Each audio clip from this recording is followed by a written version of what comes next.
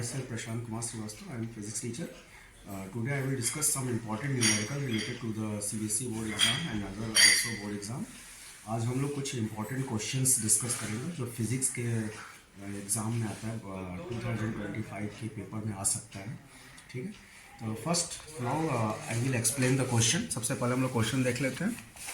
तो according to the question, find the temperature at which resistance of a conductor increases by 25% of its value at 27 degree centigrade. The temperature coefficient of resistance of the conductor is 2 into 10 to the power minus 4 degree centigrade inverse. Okay, this is very important question. Now you can pause. हाँ, तो देखो अब हम इस question को solve करने जाते हैं.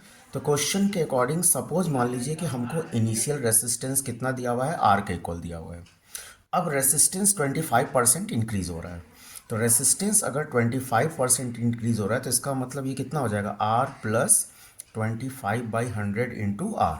मतलब जो भी इनिशियल रेसिस्टेंस दिया हुआ है उसमें उसका 25% क्या करेंगे, ऐड कर देंगे. ठीक है, तो सॉल्व करने पे R2 की वैल्यू कितनी आएगी, R2 की वैल्यू आ जाएगी, this is R plus R/4. It means this is 5R/4. ना, तो R2 का वैल्यू कितना आ गया, 5R/4. Okay, and another what is given, it is given the temperature of its value at 27 degree centigrade. और initial temperature कितना दिया हुआ है, 27 डिग्री सेंटीग्रेड दिया हुआ है. Initial temperature is given 27 degree centigrade. Okay, तो हमको T2 निकालना है, हमको फाइनल टेम्परेचर निकालना है जिस पर रेसिस्टेंस क्या हो रहा है, 25% इंक्रीज हो रहा है. और टेम्परेचर कोफिशिएंट अल्फा की वैल्यू दी हुई है, how much, this is 2 into 10 to the power minus 4 degree centigrade inverse. Okay, अब हम इसको सॉल्व करने जाते हैं. तो बताओ रेसिस्टेंस और टेम्परेचर में क्या रिलेशन होता है, तो हम लोग को पता ही है ना. What is the relation, alpha is equal to R2 minus R1 divided by R1 into T2 minus T1. ठीक है ना. तो बताओ, तो this is T2 minus T1. T2 minus T1 is equal to हो जाएगा R2 minus R1 divided by R1 alpha. Okay, now I am putting the values, 5R/4 minus R divided by R और into alpha कितना दिया हुआ है, 2 into 10 to the power minus 4. Okay, तो बताओ R और R क्या हो गया, कैंसिल. एंड 5/4 माइनस 1 करेंगे तो कितना हो जाएगा, 1/4 हो जाएगा ना. And this is 1/4 and upon 2 into 10 to the power minus 4. Okay, तो बताओ ये कितना हो जाएगा, this is 10 to the power plus 4 upon 4 into 2. और T2 हमें निकालना है, T1 is given how much, 27. Okay, तो ये 4 2 जा कितना हो गया, 8 हो गया ना. तो 8 हो गया, तो इसको हम लोग लिख सकते हैं, दिस इज 100/8 इंटू 10 के पावर 2. तो बताओ ये कितना हो गया, 50, और ये कितना हो गया 4, ये कितना हो गया 25, और ये कितना हो गया 2. तो T2 माइनस 27. तो बताओ 25/2 कितना हो जाएगा, 12.5 इंटू 10 के पावर 2, या T2 minus 27. This is how much, I think 1250 ना. तो T2 इज इक्वल टू आ जाएगा 1250 plus 27. It means final answer is, this is I think how much, 1277. हाँ, this is 1277 degree centigrade and this is final answer. Thank you so much. A point charge plus 10 microcoulomb is at a distance of 5 centimeter directly above the center of its square of side 10 centimeter as shown in figure. What is the magnitude of the electric flux through the square? हमको ये बतलाना है कि इस square का electric flux क्या होगा. ठीक है ना, ये स्क्वायर मेटेलिक स्ट्रिप दिया हुआ है कि कितना इलेक्ट्रिक फ्लक्स प्रोड्यूस कर रहा है. ओके, और इसके यहाँ पे कितने डिस्टेंस पे, डिस्टेंस कितना दिया हुआ है, हाउ मच डिस्टेंस, कितना डिस्टेंस पे, 5 सेंटीमीटर. 5 सेंटीमीटर की डिस्टेंस पे पॉइंट चार्ज रखा हुआ है, this is the point charge. ठीक है ना. ओके, तो जरा ये बताओ, अगर कोई पॉइंट चार्ज अगर मेटेलिक शीट्स पे रखा हुआ है तो बताओ उस पॉइंट चार्ज के सराउंडिंग एक क्लोज सरफेस बनेगा. We are getting the close surface surrounded by the point charge. तो बताओ यहाँ पे भी एक क्या बनेगा, एक स्क्वायर सेट बनेगा. ठीक है, और इन बताओ इसके सराउंडिंग पे क्लोज सरफेस मिल रहा है, we are getting the close surface. अब हमको ये पता करना है कि क्लोज सरफेस कितना इलेक्ट्रिक फ्लक्स जो है वो प्रोड्यूस कर रहा है। तो बताओ, तुमने गॉसेस थ्योरम पढ़ा होगा, तो गॉसेस थ्योरम के according phi is equal to क्या होता है? Q by Q by epsilon naught. तो बताओ Q कितना दिया हुआ है? हमको Q 10 into 10 to the power -6 और एप्सिलॉन नॉट वैल्यू कितनी होती है? 8.86 into 10 to the power -12। तो इसको सॉल्व करो, बट तुम कैलकुलेशन इजी करना चाहते हो तो इसको 9 मान लो। तो सपोज हम इसको 9 मान लेते हैं, 1/9। और बताओ ये कितना हो गया? 10 के पावर +12 हो जाएगा। और बताओ ये कितना है? 10 के पावर -5। ओके, तो सॉल्व करेंगे तो 1/9 और इनटू कितना हो गया? 10 to the power 7। And flux की यूनिट क्या होती है? न्यूटन मीटर स्क्वायर पर coulomb. And this is the electric flux. We are getting the answer. Thank you. ठीक है। हाँ, next question, this is related to the series and parallel.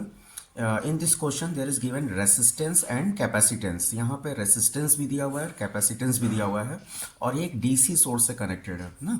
तो अगर resistance और capacitance अगर एक DC सोर्स से अगर कनेक्टेड है तो इसका मतलब ये हुआ कि this is the condition of steady state ना। तो ध्यान रखना कि RC सर्किट दिया हुआ है, तो तुम इसको AC करंट का क्वेश्चन मत समझ लेना। ये क्वेश्चन तुम्हारा करंट इलेक्ट्रिसिटी का ही है, DC करंट का ही है।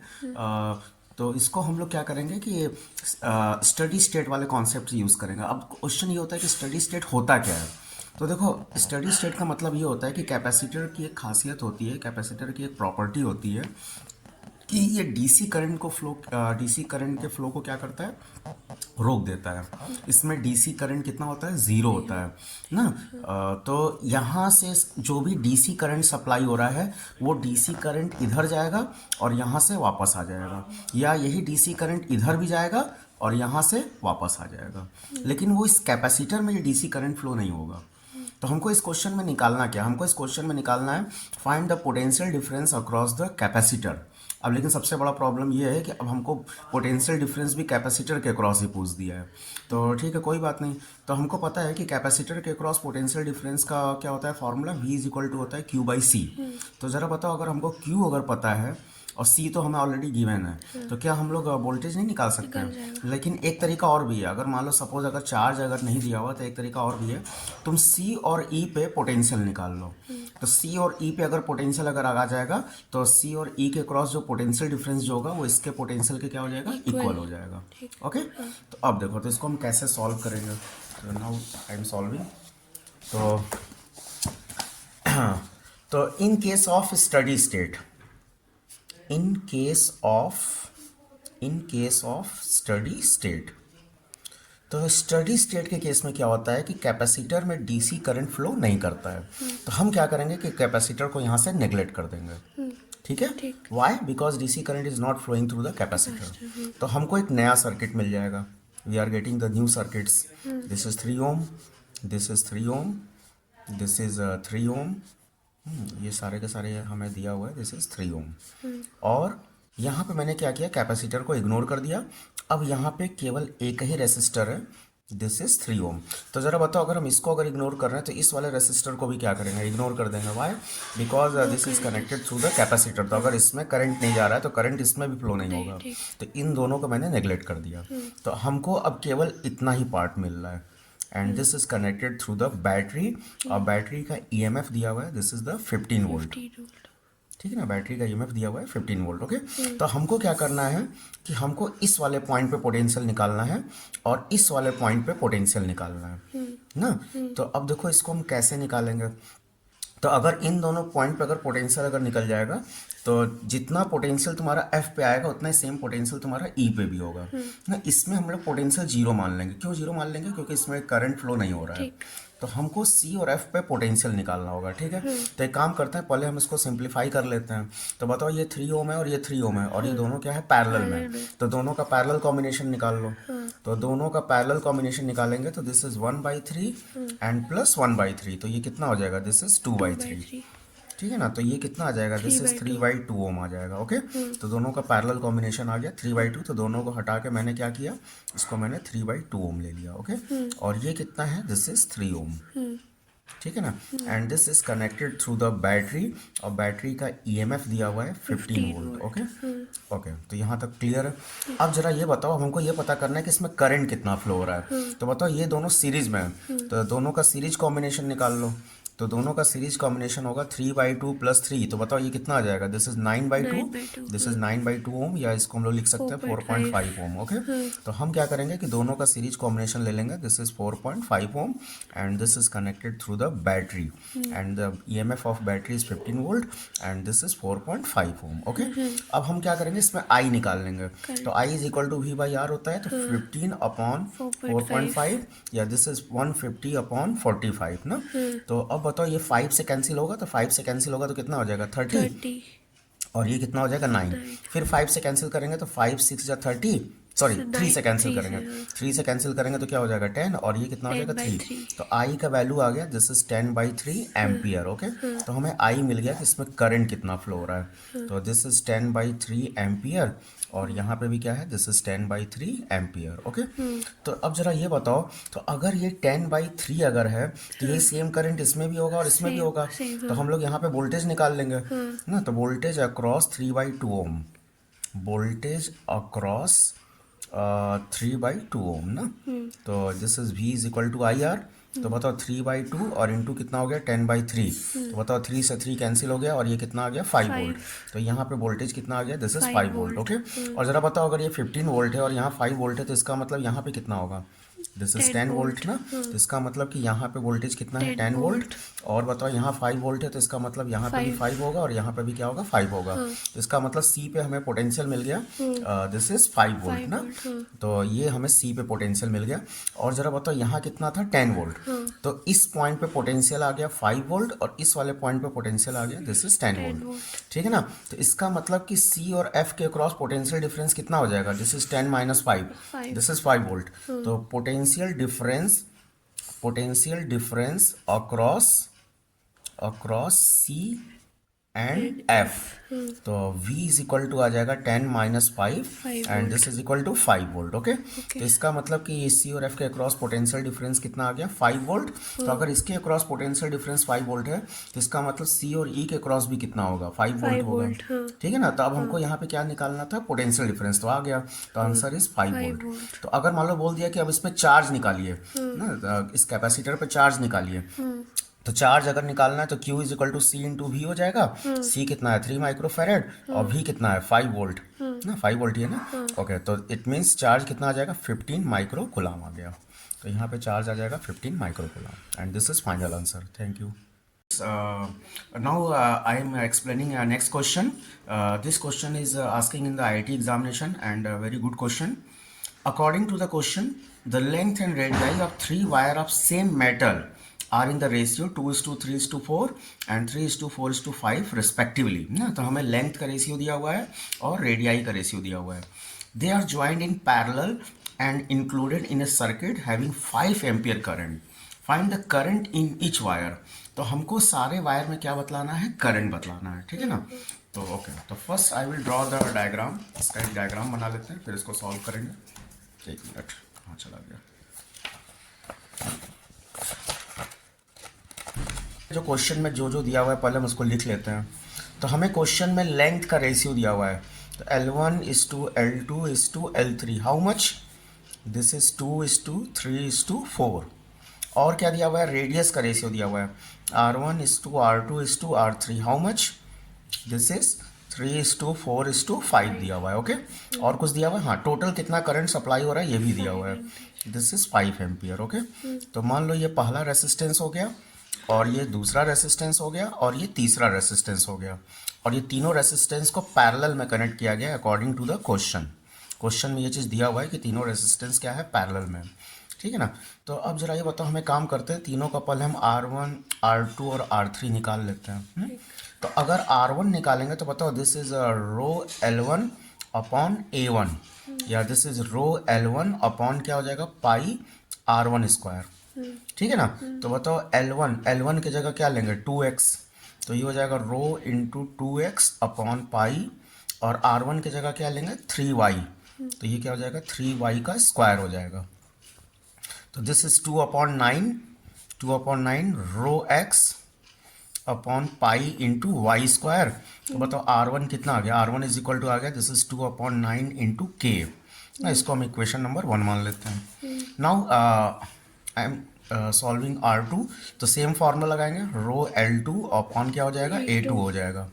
तो दिस इज रो, तो बताओ L2 का वैल्यू क्या लेंगे, L2 का वैल्यू हम लोग लेंगे 3x, तो this is 3x and upon पाई, और बताओ R2, तो R2 यहाँ पे कितना हो जाएगा, दिस इज 4y, तो ये 4y टू द स्क्वायर, तो ये हो गया 4 का स्क्वायर 16 होता है, तो 3/16 रो x और अपॉन कितना हो गया पाई इंटू वाई स्क्वायर, या R2 का वैल्यू आ जाएगा दिस इज 3/16 इंटू के आ जाएगा, ठीक है। तो इसको हम इक्वेशन 2 मान लेते हैं। Okay, now I am solving for R3, we are taking the same formula, rho L3 और अपॉन क्या हो जाएगा A3, तो रो, तो बताओ L3 कितना हो जाएगा, L3 तुम्हारा 4x हो जाएगा, तो this is 4x and upon area क्या होगा पाई आर स्क्वायर, तो R3 कितना लेंगे 5y, तो this is 5y to the square. Okay, we are getting 4/25 rho x and upon pi into y square. Okay,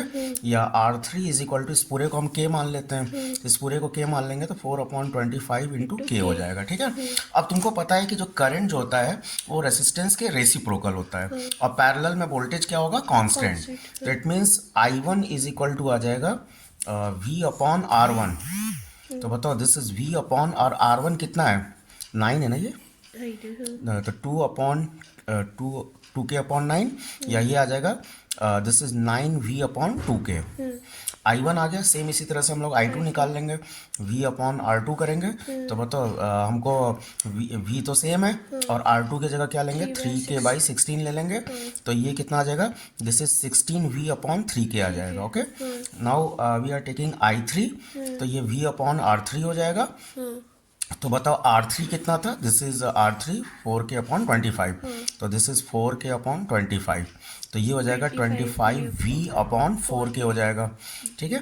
तो now we are taking the ratio of I1 is to I2 is to I3, तो this is 9V/2k is to 16V/3k is to 25V/4k, तो सबको हम क्या करेंगे V/k से divide कर देंगे, तो बताओ V/2 से अगर हम डिवाइड कर देंगे तो हमें रेशियो कितना मिल जाएगा, 9/2 is to 16/3 and is to this is 25/4। Okay, तो अब एक काम करते हैं, हम टोटल करंट निकाल लेते हैं, तो बताओ टोटल करंट निकालने के लिए क्या करेंगे, सबको ऐड कर देंगे, तो I1 plus I2 and plus I3, तो ये हो जाएगा 9/2 Z plus 16/3 Z plus 25/4 into Z, तो ये हमको टोटल करंट मिल जाएगा, हाउ मच, दिस इज 2 3 4 का एलसीएम ले लेंगे, हाँ, तो कितना हो जाएगा 12 हो जाएगा, तो 9 इंटू 6 54 प्लस फिर उसके बाद 4 इंटू 16 64 एंड प्लस 75 ना, तो अब तीनों को ऐड कर दो, तो तीनों को ऐड करेंगे तो ये टोटल करंट आ जाएगा, तो बताओ ये 5 + 4 9, 9 + 4 13, कैरी कितना हो गया 1, 5 + 6 11, 11 + 7 18, 18 + 1 19 एंड अपॉन 12 और इंटू कितना हो गया Z। अब हमको I1 I2 I3 निकालना है, I1 I2 I3 निकालना है, तो हम क्या करेंगे कि सपोज मान लो I1 निकालना है, तो I1 के लिए हमें कितना दिया हुआ था 9V/2k दिया हुआ था, या V/k को मैंने Z मान लिया है ना, तो V/k को मैंने Z मान लिया, तो this is 9/2Z and upon total current कितना था 193 डिवाइडेड बाई 12 इंटू Z, और जितना करंट सप्लाई हो रहा है उससे क्या करेंगे मल्टीप्लाई कर देंगे, and this 5 ampere is supplying, तो इंटू क्या कर देंगे इंटू 5 कर देंगे, तो Z से Z क्या हो गया कैंसिल, तो बताओ ये हो जाएगा 9/2 इंटू 12 और 193 इंटू 5, तो सॉल्व करेंगे तो ये हमें क्या मिल जाएगा I1 this is in ampere, ठीक है। अब इसको सॉल्व करना होगा, एक बार सॉल्व करके देख लेना। सेम इसी तरह से I2 निकालना है, तो I2 के लिए I2 कितना था 16/3 Z ना, V/K को मैंने Z मान लिया है, ये V/K को मैंने Z मान लिया है। तो दिस इज 16/3 इंटू Z। इसको टोटल करंट से क्या करेंगे, डिवाइड कर देंगे। 193 डिवाइडेड बाई 12 इंटू Z, और जो भी करंट सप्लाई हो रहा है उससे इंटू कर देंगे। तो ये हमें क्या मिल जाएगा, I2 मिल जाएगा। Z से Z क्या हो गया, कैंसिल। तो ये आ जाएगा 16/3 इंटू 12/193 और इंटू 5 एम्पियर। ओके, सेम इसी तरह से I3 निकाल लेंगे। तो I3 निकालने के लिए क्या करेंगे, हमें I3 का रेशियो कितना दिया था, दिस इज 25/4 V/K, तो दिस इज 25Z/4। तो 25Z/4 अपॉन टोटल करंट था 193 डिवाइडेड बाई 12 इंटू Z, और सप्लाई करंट से मल्टीप्लाई कर देंगे ना। तो ये Z और Z क्या हो गया, कैंसिल। तो ये हमको यहाँ से I3 मिल जाएगा 25/4 इंटू 12/193 और into 5, and this is in ampere. तो ये हमें मिल गया I1, I2 and I3, and this is current. Okay, of light consisting of two wavelength 800 nanometer and 600 nanometer is used to obtain the interference fringes on a screen placed 1.4 meter away in a Young's double slit experiment.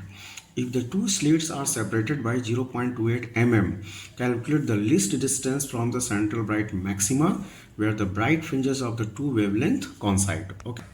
According to the question, there are two different wavelength 800 nanometer and 600 nanometer। ठीक है, तो हमने क्या किया कि यहाँ पे एक स्क्रीन ले लिया, और स्क्रीन पे ये वाला पॉइंट जो होता है this is called central maxima. Okay, तो जरा ये बताओ P इज इक्वल टू होता है n lambda, P is equal to n lambda होता है। तो बताओ लैम्डा इज इक्वल टू क्या हो जाएगा, P/n हो जाएगा। हाँ, तो ज़रा ये बताओ, अगर हम लोग अगर n की वैल्यू अगर बढ़ रही है तो इसका मतलब वेवलेंथ क्या होगा, कम हो जाएगा ना, क्योंकि n के क्या है, इन्वर्सली प्रोपोर्शनल है। तो मतलब हम सेंट्रल मैक्सिमा से जैसे जैसे ऊपर की तरफ जाएंगे तो वेवलेंथ की वैल्यू क्या होगी, घटेगी, क्योंकि ऊपर जाने पर n की वैल्यू क्या होती है, बढ़ती है।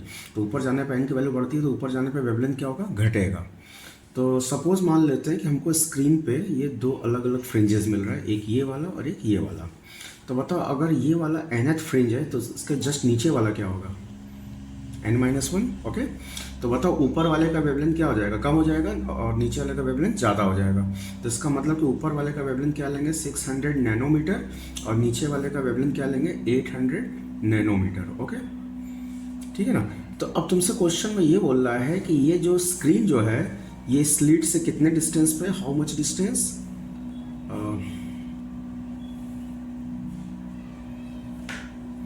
तो ये कितने डिस्टेंस पे, दिस इज कैपिटल डी ना, कैपिटल डी का वैल्यू दिया हुआ है, how much given, this is 1.4 metre ना।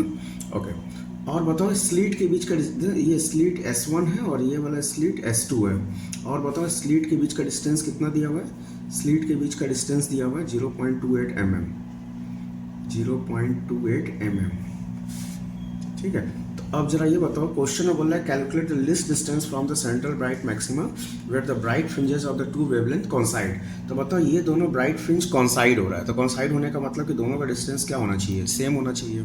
मतलब distance of nth fringe is equal to the distance of n-1th fringe ना। तो both fringe coincide, both bright fringe coincide. तो अगर दोनों ब्राइट फ्रिंज कॉन्साइड हो रहा है तो बताओ पहले वाले का डिस्टेंस क्या है, n lambda D upon small D. तो बताओ ये तो n है और लैम्डा की वैल्यू कितनी है, 600 नैनोमीटर ना। तो this is 600 nanometre into capital D को कैपिटल डी रहने दो, और ये क्या है, स्मॉल डी है। तो बताओ ये इसको हम लोग मान लेते हैं इक्वेशन नंबर 1। तो सेम इसी तरह से बताओ हम डिस्टेंस किसका निकालेंगे, n-1th फ्रिंज का निकालेंगे ना। तो डिस्टेंस ऑफ n-1th फ्रिंज,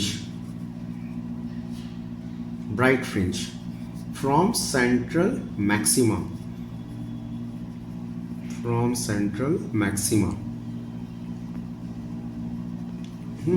तो बताओ ये हो जाएगा x n-1। तो बताओ ये क्या हो जाएगा, n-1 और इंटू लैम्डा कितना हो जाएगा, 800 हो जाएगा ना, और इंटू डी, और बताओ अपॉन क्या हो जाएगा, दिस इज स्मॉल डी। ठीक है, तो बताओ ये भी नैनोमीटर में, ये भी नैनोमीटर में और ये भी नैनोमीटर में। ओके, तो ये बताओ ये क्या हो गया, इक्वेशन नंबर 2 हो गया। तो according to the question both are coincide, तो मतलब दोनों डिस्टेंस आपस में क्या हो जाएगा, इक्वल हो जाएगा।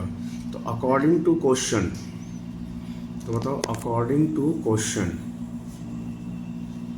अकॉर्डिंग टू क्वेश्चंस, तो जरा ये बताओ ये दोनों डिस्टेंस आपस में क्या होगा, इक्वल हो जाएगा। ओके, तो बताओ ये हम लोग का कितना आया है, n into 600 into D upon small D, और बताओ ये कितना है, n-1 इंटू 800 और into D upon small D. Okay, तो देखो मैंने नैनोमीटर को चेंज नहीं किया, मैंने क्यों, क्योंकि तुम्हें पता है ये भी नैनोमीटर में, ये भी नैनोमीटर में, तो नैनोमीटर नैनोमीटर क्या होगा, कैंसिल हो जाएगा ना।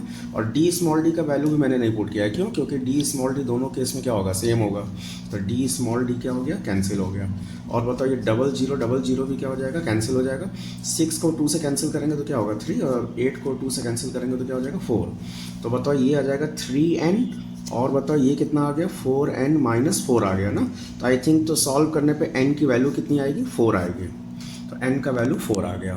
तो अब जरा बताओ हमको लिस्ट डिस्टेंस निकालना है, तो बताओ लिस्ट डिस्टेंस किसका होगा, ये nth वाले का होगा कि n-1th वाले का होगा। फ्रॉम सेंट्रल मैक्सिमा किसका डिस्टेंस कम होगा, ये n-1 वाले का कि n वाले का, n-1 वाले का, इसका डिस्टेंस कम होगा।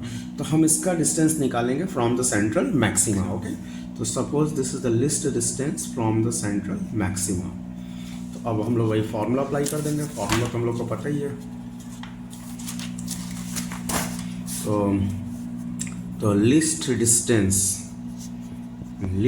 Distance from central maxima. Okay, ठीक है ना, फ्रॉम सेंट्रल मैक्सिमा। तो बताओ ये हो जाएगा, this is x n-1, formula हम लोग को पता है, this is n-1 lambda into D and upon small D. Okay, तो बताओ n कितना आया था, आई थिंक n की वैल्यू 4 आई थी ना, n की वैल्यू 4 आई थी, तो यहाँ पे n की जगह 4, तो 4-1, और बताओ लैम्डा कितना था नीचे वाले का, आई थिंक 600 ना, नहीं 800, तो 800 नैनोमीटर, तो इस बार हम लोग नैनोमीटर को चेंज कर देंगे, 10 के पावर -9 हो जाएगा ना। और कैपिटल डी कितना था, how much capital D, capital D कितना, 1.4, ओके 1.4 मीटर, तो दिस इज 1.4, और अपॉन बताओ स्मॉल डी कितना था, हाउ मच, आई थिंक 0.28, तो दिस इज 0.28 इंटू 10 के पावर कितना हो गया, -3 हो गया ना। तो इसको सॉल्व करेंगे तो बताओ ये कितना हो जाएगा, 3 हो जाएगा, 8 हो जाएगा, और इंटू कितना हो जाएगा, 1.4 हो जाएगा ना। तो बताओ ये कितना हो जाएगा, दिस इज 10 के पावर -7 हो जाएगा, और ये बताओ ये 0.28 है, तो इसको हम लोग 28 इंटू 10 के पावर माइनस क्या लिख सकते हैं, 10 के पावर -5 लिख सकते हैं ना, क्योंकि एक 2 नेगेटिव पावर इसमें बढ़ जाएगा। और बताओ अब हम इसको कैंसिल करेंगे, तो यहाँ से काम करो, यहाँ से भी डेसिमल हटा दो, तो डेसिमल हटाएंगे तो 3 इंटू 8 इंटू कितना हो जाएगा 14 इंटू 10 के पावर -8, और अपॉन कितना हो जाएगा, दिस इज 28, और इंटू कितना है 10 के पावर -5 ना।